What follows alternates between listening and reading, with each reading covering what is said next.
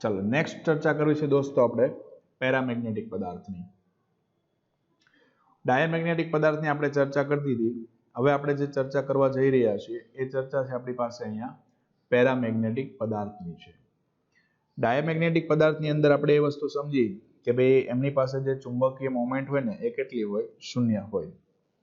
પણ પેરામેગ્નેટિક પદાર્થ એટલે યાદ રાખજો કે જે પદાર્થ એની પાસે કાયમી ચુંબકીય મોમેન્ટ હોય, પહેલા તો આ વસ્તુ તમે યાદ રાખો, જેની પાસે શું હોય?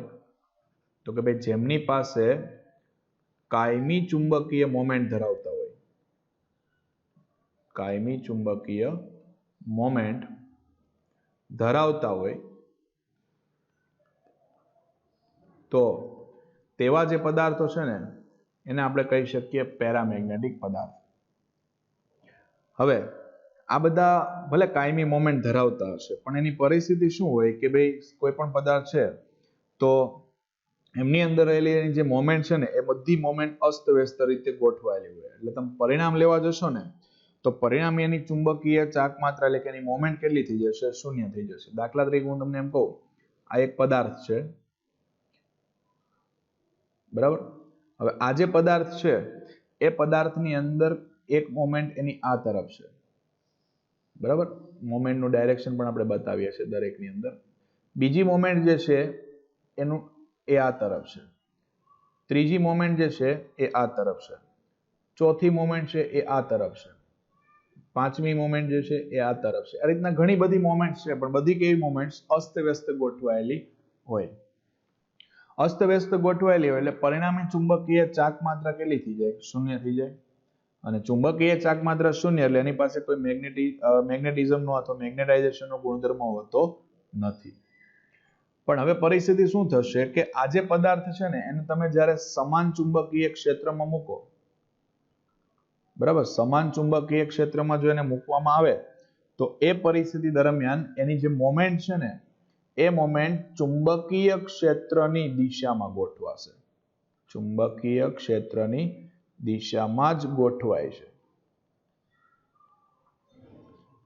આગળની જે પરિસ્થિતિ હતી એમાં શું હતું કે એની જે મોમેન્ટ છે એ બાહ્ય ક્ષેત્ર જે હતું ને એના કરતા વિરુદ્ધ દિશામાં ગોઠવાતી હતી. અહીંયા ચુંબકીય ક્ષેત્રની દિશામાં ગોઠવાય તો આપણે ચુંબકીય ક્ષેત્રની દિશા માટે વિચારો, સમજો કે આ ચુંબકીય ક્ષેત્ર છે આ દિશામાં, બરાબર? આ ચુંબકીય ક્ષેત્ર છે. હવે આમની અંદર માની લો કે આપણે અહીંયા આ પદાર્થ ગોઠવો, આપણે પેરામેગ્નેટિક પદાર્થ, તો ચુંબકીય ક્ષેત્રની દિશા n થી s હોય. અહીંયા જે પદાર્થ ગોઠવો ને એની મોમેન્ટ પણ ક્ષેત્રની દિશામાં જ ગોઠવે એટલે અહીંયા s આવશે ને અહીંયા n આવશે. જેથી કરીને એની જે મોમેન્ટ હશે ને એ મોમેન્ટ, આની જે મોમેન્ટ તૈયાર થતી હશે ને એ મોમેન્ટ જે છે ને એ મોમેન્ટ એનું ડાયરેક્શન પણ આની દિશામાં જ હશે. એટલે એવી રીતના જ ગોઠવાશે કે જેથી કરીને તે બાહ્ય ચુંબકીય ક્ષેત્રની દિશામાં આવે. એટલે આ બધી જે ચર્ચાઓ જે છે ને એ તમે જુઓ. હવે પહેલી આપણે એમ કીધી કે એની પાસે કાયમી ચુંબકીય મોમેન્ટ હોય, બરાબર? અહીં છે આપણી પાસે જો કાયમી ચુંબકીય શું હોય? ચાક માત્રા હોય. પણ એ ચાક માત્રા જે છે ને અસ્તવ્યસ્ત ગોઠવાયેલી હોય અને જ્યારે તમે બાહ્ય ક્ષેત્રમાં મૂકો છો ત્યારે આપણે એમ કીધું કે ભાઈ એની મોમેન્ટ એક ક્ષેત્રની દિશામાં ગોઠવાય. પણ યાદ રાખજો, ક્ષેત્રની દિશામાં ગોઠવાય પણ સંપૂર્ણપણે ગોઠવાઈ શકતી નથી. શા માટે સંપૂર્ણપણે ગોઠવાઈ શકતી નથી? તો કે ઉષ્મીય ઉર્જા એના માટે જવાબદાર બનશે. કઈ ઉર્જા? ઉષ્મીય ઉર્જા. બહારથી જે તાપમાન મળતું હોય વાતાવરણ સાથે એના કારણે 100% મોમેન્ટ છે એ ક્ષેત્રની દિશામાં ગોઠવાયેલી હોય એવું આપણને જોવા મળશે નહીં. ચાલો, તો પેરામેગ્નેટિક પદાર્થ એટલે આપણે એમ કીધું કે ભાઈ એવા પદાર્થ જેને બાહ્ય ચુંબકીય ક્ષેત્રમાં મૂકીએ ને તો એ નિર્બળ ચુંબક તો શું કરી લે? ધારણ કરી લે. જે આના કારણે આ જે રચના બતાવી ને એના મુજબ. અને નિર્બળ ચુંબકીય ક્ષેત્રથી કઈ તરફ? તો કે પ્રબળ ક્ષેત્ર તરફ ગતિ કરવાનો એ પ્રયત્ન કરશે. જે હું તમને ફરી પાછું હમણાં સમજાવું.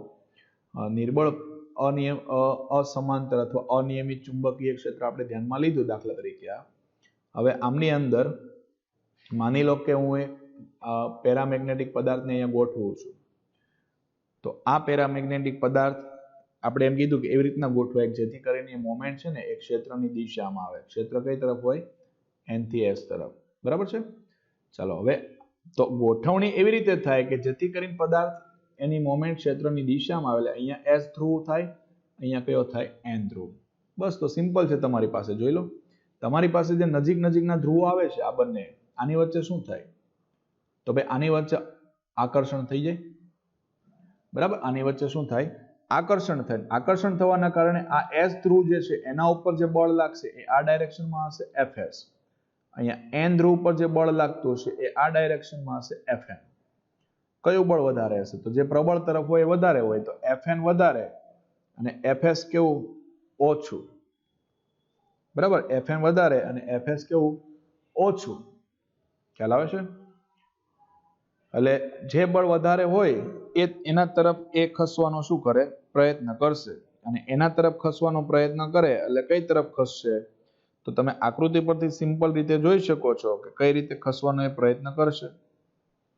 બરાબર, જે તરફ વધારે બળ હશે, બરાબર, એ તરફ એ ખસવાનો પ્રયત્ન કરે. ને વધારે કઈ તરફ છે? પ્રબળ તરફ. એટલે નિર્બળથી ક્યાં જશે? પ્રબળ. નિર્બળથી પ્રબળ ચુંબકીય ક્ષેત્ર તરફ એ ખસવાનો પ્રયત્ન કરે છે. ક્લિયર છે? ત્યાર પછી વિચારીએ હવે એમની અંદર બાકીના જે પોઈન્ટ છે આપણે એ ચર્ચા કરી દીધી છે. બીજી વસ્તુ એ છે કે એની પાસે સતત તાપીય અનિયમિત ગતિ છે ને એના પરિણામે એની પાસે કોઈ મેગ્નેટાઇઝેશન જોવા મળતું નથી. એ તો મેં તમને અહીંયા પણ સમજાવેલું છે કે તેઓ અસ્તવ્યસ્ત ગતિ કરતા હોય. અસ્તવ્યસ્ત ગતિ કરવાના કારણે એની મોમેન્ટ જે છે એ બધી એકબીજાની અસર શું કરી દેશે? નાબૂદ કરશે. અસર નાબૂદ કરે તો એની પાસે કોઈ મોમેન્ટ હોય નહીં, એટલે મેગ્નેટાઇઝેશન પણ જોવા મળશે નહીં. પણ જો એને તમે બાહ્ય ચુંબકીય ક્ષેત્રમાં મૂકશો તો એ શું કરશે? તો કે ભાઈ એની મોમેન્ટ જે છે ને એ ક્ષેત્રની દિશામાં ગોઠવાઈ જશે, જે તમે બાજુની આકૃતિમાં જોઈ શકો છો. અને પરિણામે તમને સસેપ્ટિબિલિટીનું મૂલ્ય કેવું મળે છે? ધન મળે છે. જ્યારે ડાયામેગ્નેટિક પદાર્થ માટે સસેપ્ટિબિલિટીનું મૂલ્ય કેવું હતું? ઋણ હતું.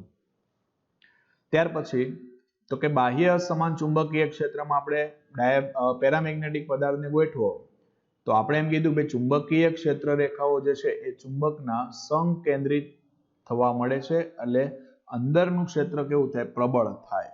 પહેલામાં ડાયામેગ્નેટિકમાં શું અનુભવતા હતા? અપાકર્ષણ. બરાબર, પેરામેગ્નેટિકમાં આગળની રચનામાં તમે જોયું છે. બરાબર, આગળની રચનામાં જુઓ તમે ફરી પાછું, પેરામેગ્નેટિકની અંદર શું જોવા અનુભવે છે? અહીંયા આકર્ષણ અનુભવે છે. એ રચનાને ફરી પાછું હું તમને સમજાવું છું. આ સમાન ચુંબકીય ક્ષેત્ર છે. સમાન ચુંબકીય ક્ષેત્ર આ ડાયરેક્શનમાં છે. તમે એની અંદર અહીંયા કોઈ એક પદાર્થને ગોઠવો છો. બરાબર, માનો કે આ તમે એક પદાર્થને અહીંયા ગોઠવો. હવે આકર્ષણ થાય. શું અનુભવે?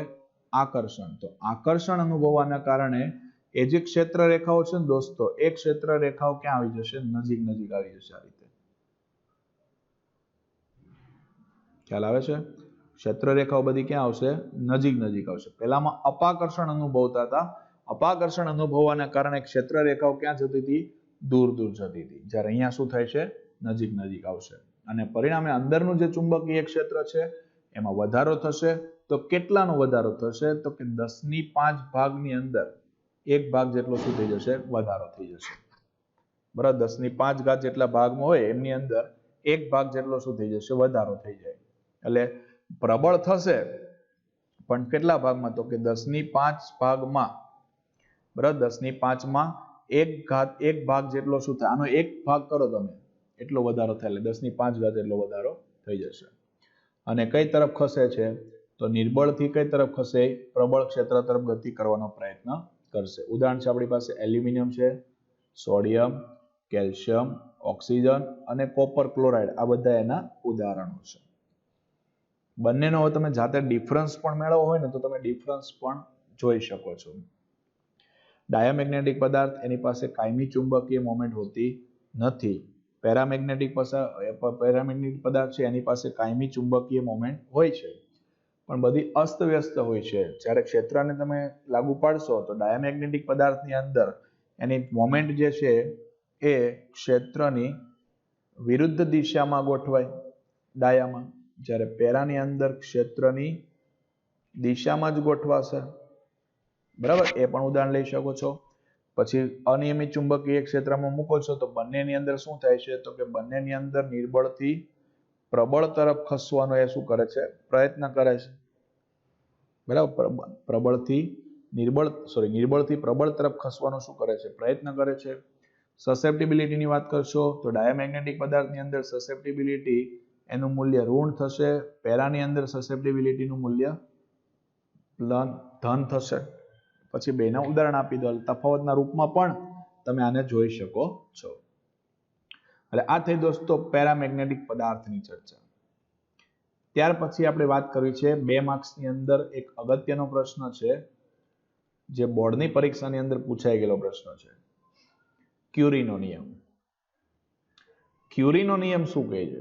તો ભાઈ ક્યુરીનો નિયમ એવું કહે છે કે ભાઈ પેરામેગ્નેટિક પદાર્થ એનું મેગ્નેટાઇઝેશન એ તેના નિરપેક્ષ તાપમાનના વ્યસ્ત પ્રમાણમાં હોય છે. પેરામેગ્નેટિક પદાર્થ એનું મેગ્નેટાઇઝેશન જે છે એ નિરપેક્ષ તાપમાનના કેવા પ્રમાણમાં? વ્યસ્ત પ્રમાણમાં હોય. તમે એમ પણ લખી શકો, અલગથી હું લખું છું વિધાનને, તો એમ પણ લખી શકાય કે ભાઈ મેગ્નેટાઇઝેશન એ ચુંબકીય ક્ષેત્રના સમપ્રમાણમાં અને નિરપેક્ષ તાપમાનના વ્યસ્ત પ્રમાણમાં હોય છે. એટલે મેગ્નેટાઇઝેશન એમ ચલે છે, ચુંબકીય ક્ષેત્ર એટલે B0 કહીએ, અને નિરપેક્ષ તાપમાન T એટલે એમ ચલે છે B0/T. ચલે છે ને કાઢી નાખો એટલે આપણે અચળાંક મૂકવો પડે. અચળાંક મૂકો C B0/T, જ્યાં C એટલે શું? તો કે C એટલે ક્યુરી અચળાંક. C એટલે શું? ક્યુરી અચળાંક. ક્લિયર છે? ચાલો હવે આપણે આગળ એક થિયરી ભણી ગયા મેગ્નેટાઇઝેશન અને ચુંબકીય તીવ્રતા વચ્ચેનો સંબંધ. એમાં આપણે એક આ સૂત્ર ધાર્યું હતું, M = chi × H. અને એક લાસ્ટ આ સૂત્ર પણ જોયું તો આપણે B0 = μ0 × H. બરાબર છે? એ બંને સૂત્રનો આપણે અહીંયા ઉપયોગ કરી શકીએ. તો બંને સૂત્રનો આપણે ઉપયોગ કરીએ તો એના માટે આપણે એક પરિસ્થિતિ એમ પણ વિચારી શકીએ. સમજો મારી પાસે આ સૂત્ર છે તો આને હું μ0 વડે ગુણી નાખું અને μ0 વડે ભાગી નાખું તો પણ ચાલશે. તો B0/μ0 એટલે શું છે? અહીંયા B0/μ0 એટલે શું કહેવાય? H કહેવાય. એટલે એના ઉપરથી શું લખીએ? H. તો C × H × μ0/T. બરાબર? કોણ છે ડાબી બાજુ? M છે. હવે M ને આપણે છેદમાં H જે છે ને H ને આપણે છેદમાં લઈ લઈએ. તો H ને આપણે છેદમાં લઈએ તો આમ લખાય M/H = C μ0/T. તો M/H એટલે શું લખાય? આ સૂત્ર પરથી સસેપ્ટિબિલિટી લખાય, chi M લખીએ છીએ = C μ0/T. બરાબર? C μ0/T તરીકે પણ ઓળખાવી શકીએ. આના ઉપરથી આપણને સસેપ્ટિબિલિટીનું સૂત્ર પણ દોસ્તો મળી ગયું છે. રેડી? ચાલો હવે સમીકરણની અંદર આપણને ખબર પડી ગઈ છે જે સમીકરણ મળ્યું છે એ ક્યુરીનો નિયમ આપે છે આપણને, અને અચળાંક શું છે એ પણ આપણને જાણવા મળ્યું છે. હવે પેરામેગ્નેટિક દ્રવ્ય જે છે એના માટે સસેપ્ટિબિલિટી અને સાપેક્ષ પરમિએબિલિટી એ બંને દ્રવ્ય એ ઉપરાંત નિરપેક્ષ તાપમાન પર આધાર રાખશે. બરાબર? સસેપ્ટિબિલિટી μR એટલે કે સાપેક્ષ પરમિટિવિટી, અને બીજું શું છે? નિરપેક્ષ તાપમાન. એના ઉપર પણ શું કરે? આધાર રાખે. હવે માની લો કે આપણે એમ કે ક્ષેત્ર એટલે કે B0 વધારીએ અથવા તાપમાન શું કરીએ? ઘટાડીએ. બરાબર? B0 વધારવામાં આવે અથવા તો તાપમાન શું કરવામાં આવે? ઘટાડવામાં આવે. તો મેગ્નેટાઇઝેશન જે છે ને એ જ્યારે એક પરિસ્થિતિ આવી આવશે કે સંતૃપ્ત એટલે મેક્સિમમ સુધી પહોંચી જાય, ત્યાં સુધી વધતું જાય. અને એક પરિસ્થિતિ એવી પણ આવશે કે જ્યારે સંપૂર્ણપણે મેગ્નેટાઇઝેશન થઈ જાય ને. હવે તમે સમજો કે એક સિમ્પલ વસ્તુ છે, આ એક ટુકડો છે લોખંડનો, આને તમારે ચુંબક બનાવો, વારંવાર તમે બીજા ચુંબક સાથે ઘસાત કરો. એક પરિસ્થિતિ એવી આવે કે આ સંપૂર્ણપણે મેગ્નેટ બનવાની તૈયારીમાં આવી ગયો છે, અને જ્યારે એ સંપૂર્ણ મેગ્નેટ બનશે ને ત્યારે એની બધી જ જે ડાયપોલ છે ને એ બાહ્ય ક્ષેત્ર સાથે સંપૂર્ણ રીતે શું થઈ જશે, એક રેખસ્થ થઈ જશે. એટલે કે એની મોમેન્ટ શરૂઆતમાં કેવી હોય, કોઈ પણ લોખંડનો ટુકડો તમે લઈ લો, એ ચુંબક બનવાનો ગુણધર્મ તો ધરાવે જ છે, બરાબર, પણ એની મોમેન્ટ જે બધી છે ને એ અસ્તવ્યસ્ત ગોઠવાયેલી હોય, અસ્તવ્યસ્ત ગોઠવાયેલી હોવાના કારણે એ ચુંબક તરીકે વર્તતો નથી. પણ જ્યારે તમે એને બાહ્ય ચુંબકીય ક્ષેત્ર લાગુ પાડશો એટલે મેક્સિમમ ચુંબકીય ક્ષેત્ર મેળવશે. મેક્સિમમ ચુંબકીય ક્ષેત્ર મેળવવાના કારણે એ સંતૃપ્ત મેગ્નેટાઇઝેશનનો ગુણધર્મ પ્રાપ્ત કરે. શું પ્રાપ્ત કરે? સંતૃપ્ત મેગ્નેટાઇઝેશનનો ગુણધર્મ. એટલે કે જ્યારે એની બધી જ મોમેન્ટ છે ને એ ક્ષેત્રને સમાંતર થાય, અને ક્ષેત્રને જ્યારે સમાંતર થાય ને ત્યારે મેગ્નેટાઇઝેશન, એની સાપેક્ષ પરમિટિવિટી અને એની સસેપ્ટેબિલિટી, આ ત્રણેય વસ્તુ જે છે ને એ મહત્તમ થઈ જાય. જ્યારે મહત્તમ થાય ને તો એ ઘટના એને શું કહેવાય? સંતૃપ્ત મેગ્નેટાઇઝેશન કહેવાય. યાદ રાખજો. સંતૃપ્ત મેગ્નેટાઇઝેશનનો ગુણધર્મ શું? તો કે મેગ્નેટાઇઝેશન, એની સાપેક્ષ પરમિટિવિટી અને સસેપ્ટેબિલિટી, આ ત્રણેયના મૂલ્ય કેવા થઈ જાય? સમાન થઈ જાય. અને સંતૃપ્ત મેગ્નેટાઇઝેશન એક વખત પ્રાપ્ત થઈ જશે ને પછી ભલે તમે ગમે તેવું બળ કરશો, તાપમાન વધારશો કે ઘટાડશો, ચુંબકીય ક્ષેત્રમાં ફેરફાર કરશો, એનાથી એ પદાર્થને કોઈ ફરક પડશે નહીં. એટલે કે ક્યુરીનો નિયમ લાગુ પડશે નહીં. આ ખાસ યાદ રાખવી પરિસ્થિતિને, બરાબર. ક્યુરીનો નિયમ એના માટે લાગુ પડવાનો નથી. હવે માની લો કે આપણે એમ કહી શકીએ કે ભાઈ પદાર્થ જે છે કોઈ પણ, એ પદાર્થની અંદર એનું જે વી જેટલું કદ છે ને, આ વી જેટલા કદની અંદર ધારો કે n અણુઓ, વી જેટલા કદની અંદર કેટલા અણુઓ? n અણુ આવેલા હોય, અને માની લો કે દરેકની મોમેન્ટ m જેટલી હોય, તો સેચ્યુરાઇઝેશન મેગ્નેટાઇઝેશન મતલબ કે સંતૃપ્ત મેગ્નેટાઇઝેશન છે ને એમ મેક્સિમમ એ કેટલું થશે? તો એમ મેક્સિમમ બરાબર ટોટલ મોમેન્ટ ડિવાઈડ બાય કદ, બરાબર. ટોટલ મોમેન્ટ ડિવાઈડ બાય શું થઈ ગયું? કદ. એટલે આ સંતૃપ્ત મેગ્નેટાઇઝેશન એનું સૂત્ર જે આપણે n × m / v વડે આપી શકીએ છીએ. એટલે દોસ્તો છે નાનકડી એવી વસ્તુ, 2 માર્ક્સના ક્વેશ્ચન તરીકે અગત્યની થઈ જશે. પછી એક અહીંયા તમને કોષ્ટક દર્શાવ્યું છે. હવે આ જે કોષ્ટક છે ને એ આપણા માટે MCQ નું સ્વરૂપ બની જશે. કોષ્ટકની અંદર જોકે હજી કોષ્ટકને આપણે થોડુંક પાછળ દર્શાવીને જરૂર પડે, પણ અત્યારે લઈ લીધું છે કારણ કે આપણે 3 પ્રકારના ચુંબકીય પદાર્થ છે એવો અભ્યાસ તો કર્યા છે આગળ. ડાયામેગ્નેટિક, પછી પેરામેગ્નેટિક અને ફેરોમેગ્નેટિક, એમ 3 પ્રકારના પદાર્થ છે એવી આપણે અહીં ચર્ચા કરી દીધી છે. તો ડાયામેગ્નેટિક પદાર્થ એના માટે સસેપ્ટેબિલિટી કેવી? તો આપણને ખબર છે ઋણ હોય, એટલે -1 less than or equal to કાઈ લેસ ધેન 0, એટલે 0 કરતા નાની અને -1 અથવા એના કરતા મોટી. એટલે ટૂંકમાં -1 અને 0 આ બેની વચ્ચેની પરિસ્થિતિ, અથવા -1 પણ હોઈ શકે પણ 0 ના હોઈ શકે.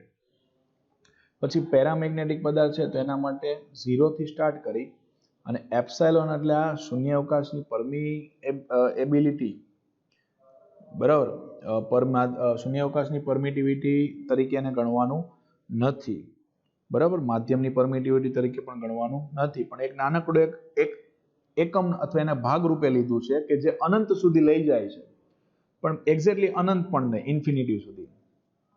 એટલે 0 કરતા મોટી પણ ઇન્ફિનિટીનો જે ભાગ આવતો એના કરતા પાછી નાની. ફેરોમેગ્નેટિક એના માટે વેરી વેરી ગ્રેટર ધેન 1, એક કરતા ઘણી બધી મોટી આવશે.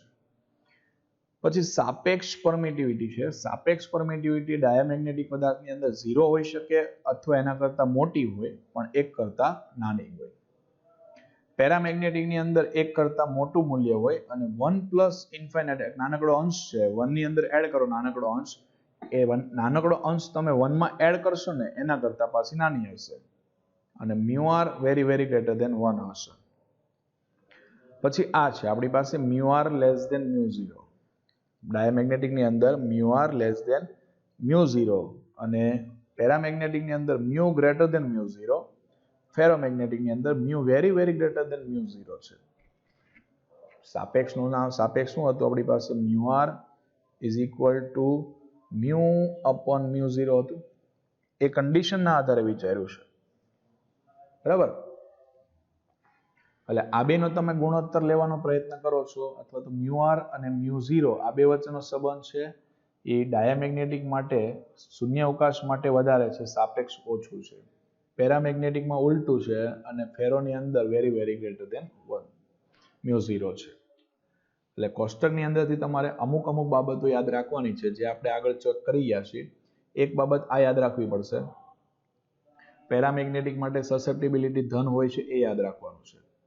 પછી જનરલી આ ફેરોમેગ્નેટિકનો આખો ભાગ યાદ રાખવાનો છે, બરાબર. બાકીના કદાચ તમે બહુ ઓછા યાદ રાખશો તો ચાલશે, પણ આટલા તમારે કમ્પલસરી યાદ રાખવાના છે.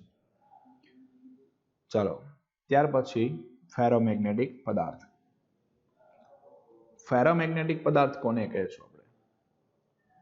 તો ફેરોમેગ્નેટિક પદાર્થ એટલે એવું કહી શકીએ આપણે કે એમની અંદર પહેલા તો તમે એવી વસ્તુ વિચારો કે આવા જે પદાર્થ છે ને એને તમે બાહ્ય ચુંબકીય ક્ષેત્રમાં મૂકશો ને એટલે એ પ્રબળ ચુંબકત્વ ધારણ કરે. એનો મતલબ શું છે કે જે ચુંબક તરીકે તમે જોવો છો ને એ બધા ફેરોમેગ્નેટિક પદાર્થ છે, બરાબર. જે ચુંબક તરીકે તમે અત્યારે બજારમાં જોઈ રહ્યા છો એ બધા કોણ છે?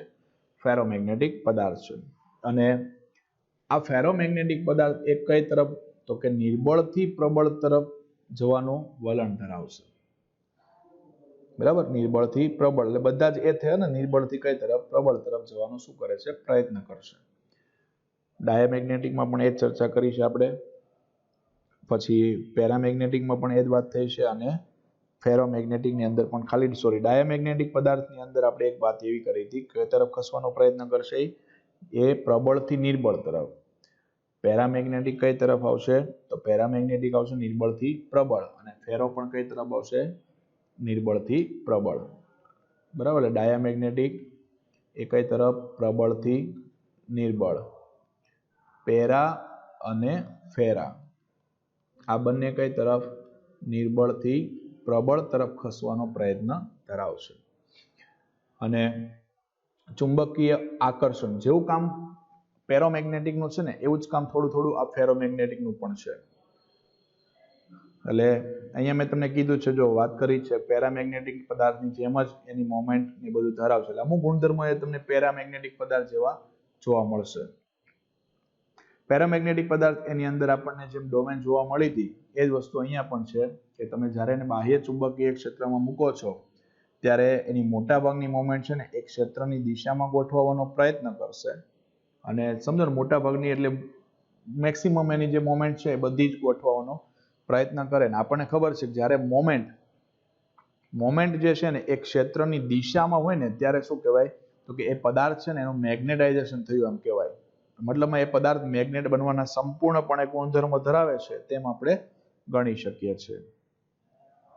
હવે એમની અંદર એક સિમ્પલ વસ્તુ એમ પણ વિચારી શકીએ આપણે કે ભાઈ અલગ અલગ ડોમેન છે એ ડોમેનની ડાયપોલ મોમેન્ટ અસ્તવ્યસ્ત હોય તો પરિણામી મેગ્નેટાઇઝેશન શૂન્ય મળે.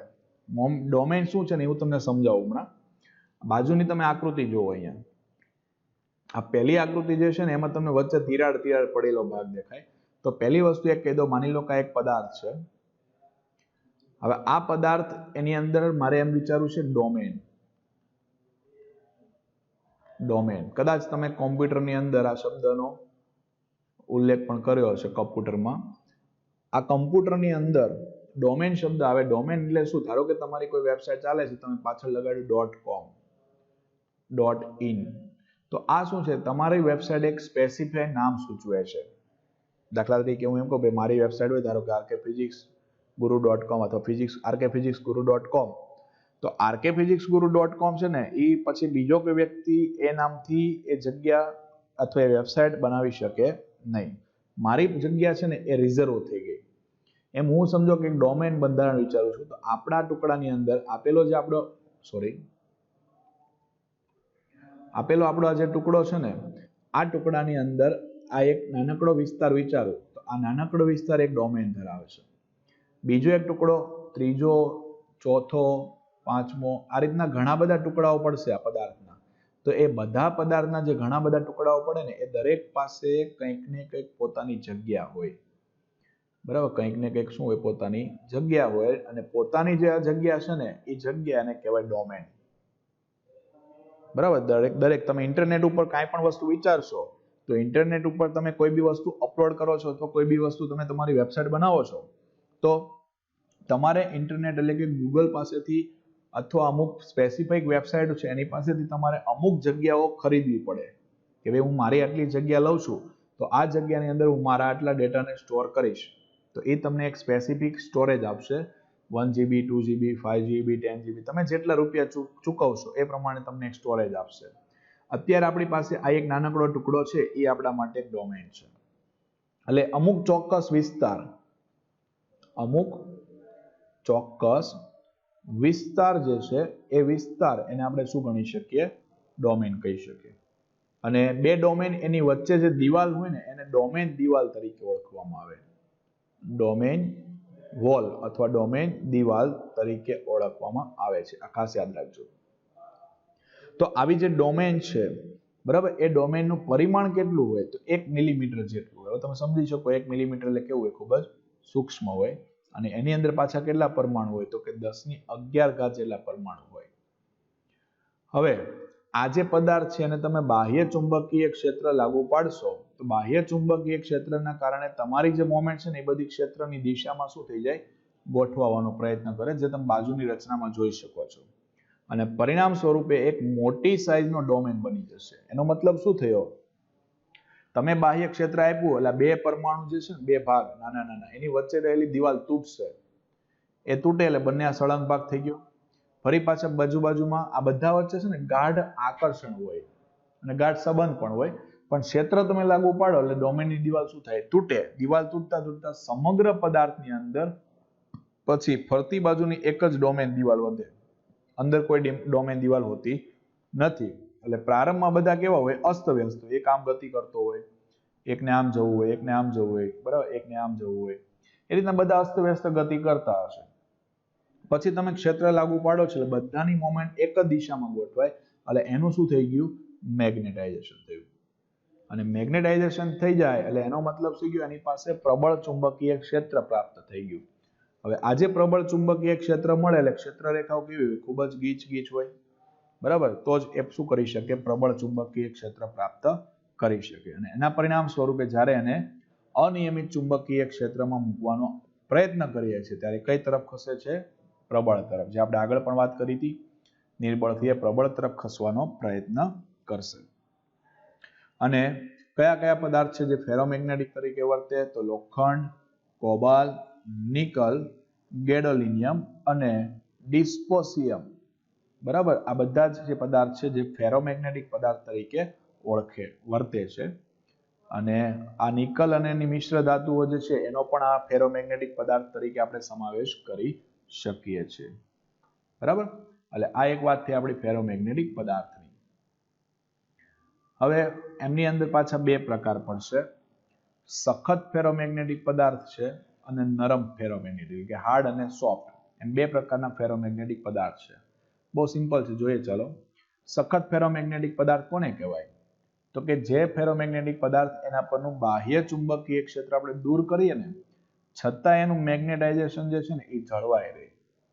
ઘણા પદાર્થ એવા હોય તમે બાહ્ય ચુંબકીય ક્ષેત્ર દૂર કરો, જો દાખલા તરીકે આપણે એમ કે તાંબુ છે, તાંબાના તારમાંથી તમે પ્રવાહ પસાર કરો છો તો એની આસપાસ તમને ચુંબકીય ક્ષેત્ર મળે છે. પણ જેવું તમે પ્રવાહ પસાર કરવાનું બંધ કરી દેશો ને, તો એની આસપાસ જે ચુંબકીય ક્ષેત્ર હતું એનો નાશ થઈ જશે. એટલે યાદ રાખજો, બાહ્ય ચુંબકીય ક્ષેત્ર દૂર કરો તો ચુંબકીય ક્ષેત્ર દૂર કરવાના કારણે આપણું જે મેગ્નેટાઇઝેશન છે ને એનો નાશ થતો હોય તો એ નરમમાં આવશે, પણ નાશ ન થતો હોય અને જળવાઈ રહે તો એ કેમ આવશે? હાર્ડ ફેરોમેગ્નેટિક પદાર્થની અંદર. હવે એની અંદર કોણ છે? તો કે એલ્નિકો.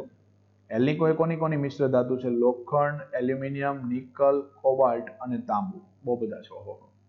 લોખંડ, એલ્યુમિનિયમ, નિકલ, કોબાલ્ટ અને તાંબુમાંથી. એ કયા પદાર્થ તરીકે વર્તે? ફેરોમેગ્નેટિક. પછી કુદરતમાંથી મળતો જે લોડસ્ટોન છે એ પણ એક શું છે? ફેરોમેગ્નેટિક. આ બધું યાદ રાખવું પડશે દોસ્તો. લોડસ્ટોન એ શું છે? ફેરોમેગ્નેટિક દ્રવ્ય છે. અને એની જે પરમિએબિલિટી છે એ 1000 કરતા કેવી હોય? વધારે હોય. અને ખાસ કરીને આ બધા કેના તરીકે? કાયમી ચુંબક તરીકે બનાવવા માટે વપરાય. જે ચુંબકની કંપાસ ચુંબક આવે ને એની સોય બનાવવા માટે એનો ઉપયોગ થાય. ટૂંકમાં તમે એટલું યાદ રાખો, સખત ફેરોમેગ્નેટિક પદાર્થ જે છે એ સખત ફેરોમેગ્નેટિક પદાર્થ, એમાં ચુંબકીય ક્ષેત્ર તમે દૂર કરો ને તો પણ એનું મેગ્નેટાઇઝેશન છે ને, મેગ્નેટાઇઝેશન જળવાઈ રહે. જો જળવાઈ રહેતું હોય તો એ કેમાં આવશે? સખત ફેરોમેગ્નેટિક પદાર્થમાં આવશે. અને જો ના જળવાય તો એ કેમાં આવશે? નરમ ફેરોમેગ્નેટિક પદાર્થની અંદર આવશે. ઉદાહરણ યાદ રાખવા પડશે. એલ્નિકો છે, એલ્નિકો એ કોની મિશ્ર ધાતુ છે, એ પણ તમારે યાદ રાખવું પડશે. બરાબર છે. અને ક્યાં એનો ઉપયોગ થાય છે એ પણ આપણે લખી દીધું છે કે ભાઈ કાયમી ચુંબક જે છે એમાં, કાયમી ચુંબક જે છે એની અંદર એમનો ઉપયોગ કરવામાં આવશે. ત્યાર પછી નરમની અંદર શું આવશે કે બાહ્ય ચુંબકીય ક્ષેત્રમાં તમે દૂર કરશો તો એ ચુંબકીય ક્ષેત્રનો પોતાનો જે ગુણધર્મ છે ને એને શું કરી દેશે? ગુમાવી દેશે દોસ્તો. બરાબર. ચુંબકીય ક્ષેત્રનો જે ગુણધર્મ છે અદ્રશ્ય થાય. અદ્રશ્ય થાય મતલબ શું કરે? ગુમાવે. અને ગુમાવે તો એવા પદાર્થને શું કહીએ આપણે? નરમ ફેરોમેગ્નેટિક પદાર્થ તરીકે ઓળખી શકીએ છીએ. તો ઉદાહરણ તરીકે એનો પહેલા તો ઉપયોગ ક્યાં થાય જો, તો એમનો ઉપયોગ થશે ખાસ કરીને આપણે એમ કહી શકીએ ઇલેક્ટ્રિક બેલ અને ક્રેન. તમને ખબર હશે ઇલેક્ટ્રિક બેલ છે, ઇલેક્ટ્રિક બેલની અંદર એનો ઉપયોગ થાય. ઇલેક્ટ્રિક બેલની અંદર ઇલેક્ટ્રોમેગ્નેટ વપરાય. આ રીતનો એક નળાકાર હોય. આ નળાકારનો એક લોખંડનો ટુકડો હશે, એની ફરતે આમ તાર વીંટાળેલો હોય સમગ્ર ભાગની અંદર. બરાબર. હવે અહીંયા એક ચીપિયા જેવી રચના હોય અને આની રચના કેવું? આમાંથી જ્યારે કરંટ પસાર થશે એટલે આ ચીપિયાને પોતાની તરફ ખેંચશે. પોતાની તરફ ખેંચશે એટલે પાછળ જે સ્ક્રૂ હોય ને, સ્ક્રૂ સાથેનો સંપર્ક તૂટે. એટલે પેલું ઉપર વાટકા જેવું રાખ્યું હશે એની સાથે પેલી હથોડી હોય અથડાશે, સંપર્ક તૂટે એટલે આ પાછું રિટર્ન જાય એટલે પાછો આમાંથી કરંટ પસાર થાય. કરંટ પસાર થાય એટલે પાછું ખેંચશે. એટલે આ રીતના કન્ટિન્યુઅસલી ચાલ્યા કરે. અને ક્રેન હોય, ઇલેક્ટ્રિક ક્રેન જે છે એમની અંદર આ નરમ ફેરોમેગ્નેટિક પદાર્થ જે છે ને એનો ઉપયોગ કરવામાં આવશે. બરાબર. એટલે આ ફેરોમેગ્નેટિક પદાર્થની આપણી ચર્ચા થઈ છે.